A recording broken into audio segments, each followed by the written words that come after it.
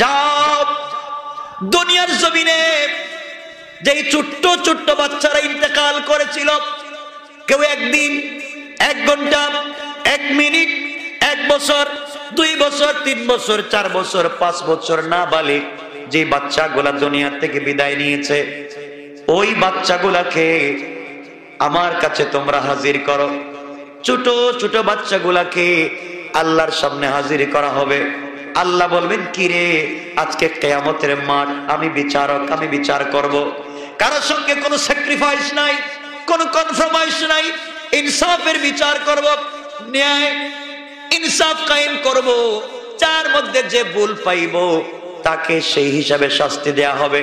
তোমরা কিয়ামতের মাঠের এদিকে সেদিকে দৌড়াদৌড়ি করো না, তোমরা উল্টাপাল্টা করলে আমার মাথা গরম হয়ে যাবে। সুতরাং বাচ্চারা তোমরা এখান থেকে চলে যাও। বাচ্চারা বলবে, আল্লাহ তাআলা, তাহলে আমরা কিয়ামতের মাঠ থেকে কোথায় যাব আপনি বলেন। আল্লাহ রাব্বুল ইজ্জত ওয়াল জালাল তাদের কাছে জান্নাতের রেড পাসপোর্ট, জান্নাতের পাসপোর্ট, জান্নাতের পাসপোর্ট তাদের হাতে ধরায়া বলবেন, যাও, এই নাও জান্নাতের চাবি, এই নাও জান্নাতের ভিসা, এই নাও জান্নাতের কার্ড। এখন তোমরা সবার আগে জান্নাতের ভিতরে পৌঁছে যাও। এই ছোট্ট ছোট্ট বাচ্চারা আল্লাহর কাছ থেকে জান্নাতের পারমিশন পত্র নিবে। আল্লাহ বলবেন, আমি বিচার শুরু করবার আগে জান্নাতে যাও। এই বাচ্চাগুলা তো জান্নাতে যাওয়ার কথা, আল্লাহ বিচার কার্য শুরু করবেন। হঠাৎ করে আল্লাহ তাকায়া দেখবেন, একটা এদিকে দৌড়ায় আর একটা এদিকে দৌড়ায়। এই বাচ্চাদেরকে আল্লাহ ডাক দিয়ে বলবেন, বাচ্চারা, তোমাদের কাছে জান্নাতের পারমিশন পত্র দিলাম, জান্নাতে যাও না কেন, দৌড়াও কেন? এই মাসুম নাবালিগ বাচ্চাগুলো আল্লাহকে ডাক দিয়ে বলছে, আয় আল্লাহ তাআলা, তুমি তো আমাদের হাতে জান্নাতের সার্টিফিকেট দিয়েছো। আয় আল্লাহ, দুনিয়ায় তো এমনি এমনি তুমি আমাদেরকে পাঠাও নাই। যেই বাবার ঔরসে, যেই মায়ের গর্ভে দুনিয়ায় দিয়েছো, সেই মা বাপকে দুনিয়ায় কোনোদিন আব্বা আর আম্মা বলে ডাকতে পারি নাই। যেই মা আমাকে 10 মাস 10 দিন পেটে ধারণ করছি, ডেলিভারির সময় মারক্তাক্ত হয়ে অজ্ঞান হয়ে গিয়েছে। আয় আল্লাহ, আমি পেটে যাওয়ার পরে মা কোনোদিন রাত্রবেলা খেতে পারে নাই। পুরা রাত্র সে দাঁড়াইয়া দাঁড়াইয়া কাটাইয়া দিয়েছে। আমি পা দিয়ে আঘাত করেছি, মা সারা রাত্র বিছানায় বৈশা, না হয় দরজার সঙ্গে পিঠ লাগাইয়া কাঁদছে আর বলছে, এবার মনে হয় বাঁচবো না।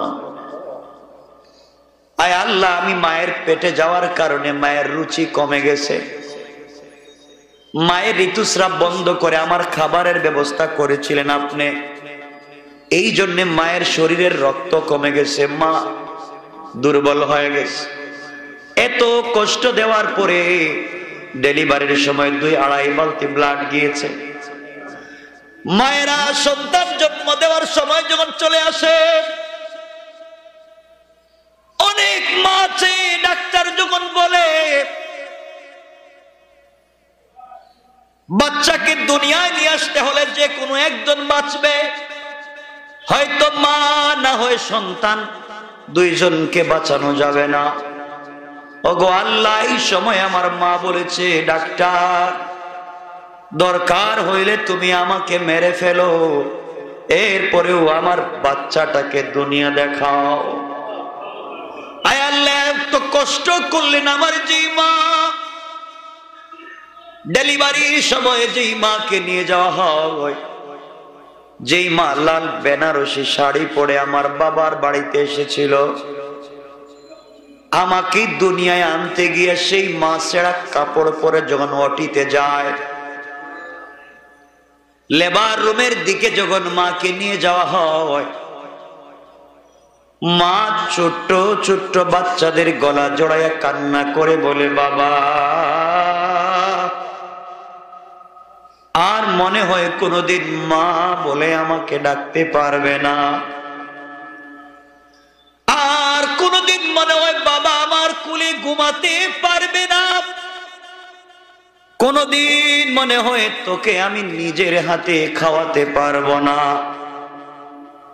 বাবারে আমি যদি মরে যাই,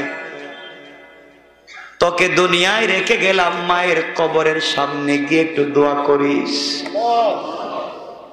আজকে এই সন্তান গোলাম মা বাবাকে ভুলে যায়, কত বড় নিমক হারাম।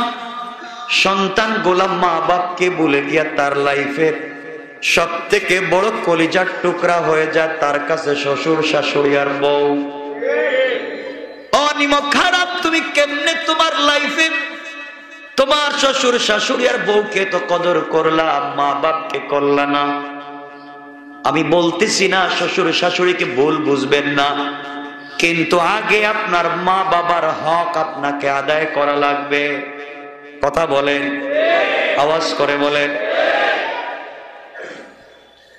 তোমার জন্য তোমার মা কত রাত্রে চোখের পানি দিয়া বালিশ ভিজাইয়া দিয়েছে। ছোটবেলা তোমার জ্বর হয়েছে, বাবা রাত্রবেলা ঘুমায় না, পকেটে টাকা নাই, মানুষের বাড়ি বাড়ি কাজ করে টাকা এনে তোমার ঔষধ করছে। বড় হয়ে তুমি আজকে কাউকে চিনো না। আমার বন্ধুগণ, আমার ভাইরা, এই যুবাই ছোট্ট বাচ্চা আল্লাহকে বলতেছে, আল্লাহ তাআলা যেই মা আমাকে কষ্ট করে দুনিয়ার জমিনে নিয়ে আসলেন, মায়ের গর্ভ থেকে পৃথিবীতে এসে 1 মিনিট 2 মিনিট 1-2 বছর পৃথিবীতে ছিলাম, এরপরে দুনিয়ার জমিনে ছিলাম না। আয় আল্লাহ তাআলা, এই মুহূর্তে তুমি আমাকে জান্নাত দিচ্ছ, নিমক হারামের মতো কেমনে আমি ওই জান্নাতে যাব? আমি তোমার ওই জান্নাত চাই না, প্রয়োজনে জান্নাতের সার্টিফিকেট নিয়ে নাও। যতক্ষণ পর্যন্ত আমার মা বাবাকে আমার সাথে না দিবা, ততক্ষণ পর্যন্ত তোমার জান্নাতে যেতে চাই না। আয় আল্লাহ তাআলা, ওই জান্নাতে যাব না যেই জান্নাতে আমার মা আর বাবাকে পাবো না। প্রয়োজন বুঝে জান্নাতের কাগজ সার্টিফিকেট নিয়ে নাও, এরপরও মা বাবার সঙ্গে থাকতে চাই। দুনিয়ায় তো মা বাপকে পাইলাম না, জান্নাতে গিয়েও যদি না পাই, তাহলে তুমি কেন আমাকে হায়াতে জিন্দেগিতে 1 মিনিট হায়াত দিয়েছিলা? আল্লাহ রাব্বুল ইজ্জত ওয়াল জালাল বলবেন, ছোট্ট ছোট্ট বাচ্চারা অভিমান করবার দরকার নাই, আমি আল্লাহ যাকে দেই তার কাছ থেকে ফিরাইয়া নেই না। আল্লাহু আকবার। আমি জান্নাতের সার্টিফিকেট দিয়েছি, আমি আল্লাহ আবার ফিরাইয়া নিতে পারবো না। যারে গোলামের দল বাচ্চারা যা যা কিয়ামতের মাঠে খুঁজে দেখ, শুধু তোর মা বাবা না, যাকে মন চায় তাকে সুপারিশ করে এই মুহূর্তে জান্নাতে নিয়ে যা। আমি আল্লাহ সুযোগ করে দিলাম রে গোলাম, দুনিয়ার জমিনে ছিলে না, মা বাবার প্রতি এত দরদ আর ভালোবাসা আমি আল্লাহই তো তৈরি করে দিয়েছি। আজকের দিনে দেখ তোর মা বাবা কোথায় আছেন। আমার মুসলমান বন্ধুগণ, এই দুনিয়ার জমিনে আজকে আমরা চিনি না, জানি না, সেই মা বাপকে কদর করতে পারি না। এই বাচ্চাগুলা যারা 2 মিনিট 1 মিনিট পৃথিবীতে বেঁচে ছিল, তাদের কারণে কিয়ামতের দিনে মা বাপ নাজাত পেয়ে যাবেন। এই জন্য আপনাদের কাছে আমার চাওয়া আর পাওয়া, হায়াতে জিন্দেগির 1 মিনিটের আল্লাহর কাছে অনেক দাম। 1 মিনিট পৃথিবীতে বাঁচবার কারণে আল্লাহ যদি ওই বাচ্চার ওসিলায় মা বাপকে জান্নাত দিতে পারে, আমরা 25, 30, 50, 60, 70, 80 বছর দুনিয়ার জমিনে আছি, আমরা যদি ওই আল্লাহকে চিনতে পারি, ওই আল্লাহকে খুশি করতে পারি, ওই আল্লাহর পথে জীবন কাটাতে পারি, আল্লাহ রাব্বুল ইজ্জত ওয়াল জালাল বলেছেন, গোলাম রে তুই আমাকে শুধু চিনবে, তুই আমাকে ভালোবাসবে, গোটা দুনিয়াকে তোর সঙ্গে পরিচয় করাইয়া দেওয়ার দায়িত্ব আমার। আমি আল্লাহকে যদি তুই ভালোবাসতে শিখিস, আমি আল্লাহর পথে যদি চলতে চাস, আর মানুষের কাছে আমি আল্লাহর পরিচয় তুই শুধু পৌঁছায়া দিবে, এই দায়িত্ব আমি আল্লাহ তোকে দিলাম রে গোলাম। তুই তুই যদি সেই দায়িত্ব আদায় করিস, আমি আল্লাহ আরশে আজিম থেকে রহমতের ফেরেশতা জমিনে পাঠাইয়া দেই। এই ফেরেশতাগুলা গিয়া মানুষের ভিতরে তোমার মহব্বত পৌঁছাইয়া দেয়। গোলাম তোর কাছে কিছু চাই না, তুই শুধু আমাকে চিন, আমার পথে চল, আমাকে একটু ভালোবাস, আমার কাছে আয়, আমার কাছে থাক। দুনিয়ার মানুষের কাছে তোকে সম্মানিত করব আমি আল্লাহ। তুই যখন মানুষের কাছে আমার পরিচয় পৌঁছাইয়া দিবে, একজন মানুষ যদি তোমার কথা শুনে, একজন মানুষ যদি তোমার কথা শুনে ভালো পথে চলে আসে, আমি আল্লাহ কথা দিলাম রে গোলাম, কথা দিলাম, কিয়ামতের দিনে তোর কোনো বিচার করব না, বিনা বিচারে শুধু জান্নাত দিব তাও না, কিয়ামতের দিনে তোমাকে সুপারিশের অনুমতি দিব। যাকে মন চায় তাকে সুপারিশ করে জান্নাতে নিয়ে যাইবা।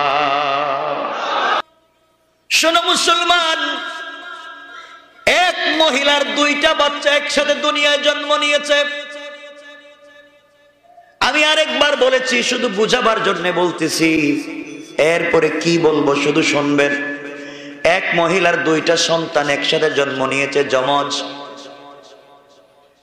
প্রথম যেই সন্তানটা জন্ম নিয়েছে, ওই সন্তানের দুইটা হাত বড় সুন্দর, দুইটা পা সুন্দর, চোখগুলা সুন্দর, ঠোঁটগুলা সুন্দর, হাত পা অনেক সুন্দর। ছেলেটাকে দেখতে অনেক ভালো লাগে। এই বাচ্চাটা জন্ম নিয়েছে প্রথমে, কিন্তু বাচ্চাটা দুনিয়ায় জন্ম নেওয়ার পরে দেখা যায় বাচ্চাটা মৃত। মৃত বাচ্চা দুনিয়ার জমিনে মা প্রসব করেছে, হাত আছে, পা আছে, সব আছে, খুব সুন্দর, কিন্তু মৃত থাকবার কারণে তার হায়াত নাই, মৃত, 1 মিনিট পৃথিবীতে বেঁচে নাই। আপনারা বলেন এই লোকটার কি জানাজা লাগবে? গোসল লাগবে? ইসলাম বলতেছে ও যেহেতু পৃথিবীতে 1 মিনিট বাঁচে নাই, ওর জানাজার প্রয়োজন নাই, গোসলের প্রয়োজন নাই, কারণ হায়াতে জিন্দেগিতে 1 মিনিটও সে পায় নাই। সব আছে, তোমার মতো আমার মতো হাত আছে, পা আছে, জবান আছে, কিন্তু রূহটা নাই। এই জন্যে দুনিয়ায় তার কোনো দাম নাই। আমার বন্ধুগণের, যেই বাচ্চাটা 1 মিনিট পরে আরেকটা বাচ্চা ওই মহিলা জন্ম দিল, বাচ্চাটার দুইটা হাত নাই, দুইটা পা নাই, একটা চোখ নাই, বিকলাঙ্গ একটা বাচ্চাকে মা জন্ম দিয়েছে, কিন্তু পৃথিবীতে বাচ্চাটা এসে 1 মিনিট কান্না করেছে অথবা 1 সেকেন্ড নড়াচড়া করেছে, এরপরে বাচ্চাটা মরে গিয়েছে। আপনারা বলেন এই বাচ্চার গোসল লাগবে নি? কথা বলেন। জানাজা লাগবে? কেন লাগবে? সে হায়াতে জিন্দেগিতে 1 মিনিট বেঁচে ছিল। দুনিয়ার জমিনে 1 মিনিট বেঁচে থাকবার কারণে, অল্প সময় বেঁচে যাবার কারণে দুনিয়ার আইন কানুন, দুনিয়ার মাসআলা মাসাইল তার উপরে প্রয়োগ করা যায়, কিন্তু তার হাত নাই, পা নাই। আমার বন্ধুগণ, এই 2 বাচ্চা ইন্তেকাল করল। একজনের সব ছিল, কিন্তু দুনিয়া 1 মিনিট বাঁচে নাই, তার কোনো দাম নাই। যে 1 মিনিট বেঁচেছে তার বড় দাম হয়ে গেছে। আমার বন্ধুগণ, আমি তো 1-2 মিনিট না, কত লক্ষ মিনিট পৃথিবীতে জিন্দা। তুমি কেমনে আল্লাহকে ভুলে গিয়েছো? তুমি কেমনে আল্লাহকে বলে পড়ে আছো? আমার বন্ধুগণ, এই বাচ্চাগুলার কি দাম? মনে রাখেন মুসলমান, কিয়ামতের দিনে হিসাব যখন আল্লাহ করবেন, আমার তো দুঃখ হচ্ছে ওই জায়গায়, আজ যদি আমাদের বাংলাদেশের কোনো ব্যক্তি, বড় ব্যক্তি মারা যায়, মাইকিং করা হয় সারা দেশে, তার জানাজায় লোকজন এসে জড়ো হয়ে যায়, ঠিক না? কোন আলিম মারা গেলে জানাজার দাড়িওয়ালা, টুপিওয়ালা পাওয়া যায়। কোন ভদ্র ভালো মানুষ মারা গেলে তার জানাজায় ভদ্র মানুষ পাওয়া যায়। গায়ক নায়ক যদি মারা যায়, শয়তানদের চরিত্র নিয়ে যারা মরে, তারা যখন মারা যায়, দেখবেন তাদের জানাজায় হুজুর পাওয়া যায় না। প্যান্ট কোট টাই পরা হিন্দুও মিলে, মুসলমানও মিলে, খবর নিয়ে দেখবেন যিনি নামাজ পড়ায় তার ওযু নাই, মুসল্লিদের ওযু নাই। ঠিক কিনা? ওরা জানে না কি পড়া লাগবে, জীবনে নামাজ পড়ে নাই, জীবনে জানাজা পড়ে নাই। ভাইরে তোমাকে বলছি শোনো, তুমি কোন পথে চলবা? আমার তো কষ্ট হচ্ছে ওই জায়গায় এলাকার যখন বড় কোন মানুষ মারা যায় সবাই জানাজায় যায়, যায়নি? আপনারা যান না?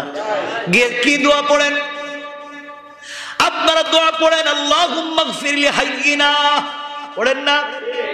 দোয়া করেন আল্লাহুম্মা গফির লি হাইয়িনা ওয়া মাইয়িতিনা ওয়া শাহিদিনা ওয়া গায়িবিনা। এই দোয়া করেন আর বলেন আল্লাহ আমরা তোমার কাছে হাত পা বেঁধে সাদা কাফন দিয়া পেছাইয়া গোসল করাইয়া এক গুনাহগার গোলামকে তোমার সামনে হাজির করে দিয়েছি। আল্লাহ তুমি গোলামটাকে মাফ করে দাও, আমরা তার জন্য মাফ চাইলাম। আল্লাহ তাকে মাফ করে দাও, আমরা তার জন্য মাফ চাই। তো আমাদের লাভ কি? কথা বুঝেন নাই? আমরা যার জানাজায় গেলাম, বড় একটা মানুষ মারা গেল, তার জানাজায় গেলাম কেন? এটা তার হক ছিল, একজন মুসলমানের হক। একজন মুসলমান মারা গেলে তার জানাজায় যাওয়া গিয়ে কি করবেন?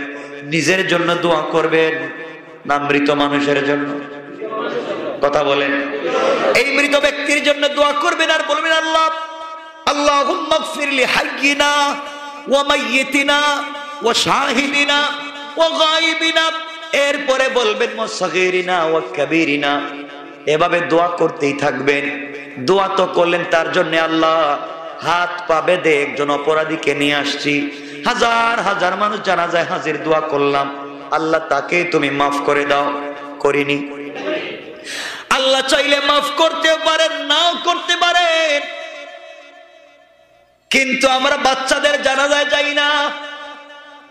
যেই বাচ্চা 1 মিনিট দুনিয়া জীবিত থাকবার পরে মরে গেল, 1-2 জন মিলে জানাজা পড়াইয়া কবরে দিয়া দেয়, ঠিক না? ছোট ছোট বাচ্চাদের জানাজায় কেউ যাইতে চায় না, ছোট ছোট বাচ্চাদের জানাজার এলান হয় না, এটা ইনসাফের খেলাফ। আরে ভাই আপনি খুঁজে থাকবেন কোথায় বাচ্চা মারা গেছে, তার জানাজায় যাবেন তো আপনার লাভ। বড় মানুষ মারা গেলে তার জানাজায় যাবেন, যে মরছে তার লাভ।